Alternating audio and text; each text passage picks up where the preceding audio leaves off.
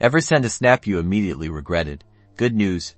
Snapchat lets you delete messages from both your side and the recipient's. Let's dive into how you can reclaim your digital oopsies. First, open the Snapchat conversation where the offending message lives. Find the message you want to banish forever. Here's the crucial part. Tap and hold down on that message. Don't just tap it.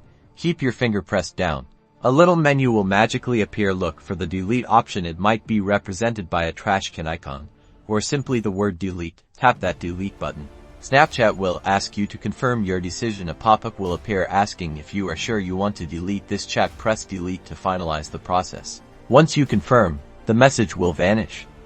On your screen, it'll be replaced with the gray text that says you deleted a chat. This also appears on the recipient's screen, so they'll know you deleted something, but they won't see what it was. And that's it. You've successfully deleted a message on Snapchat from both sides. Remember, this works for text, photos, videos, and even voice notes. Keep these tips in mind to protect your privacy on Snapchat. Thanks for watching.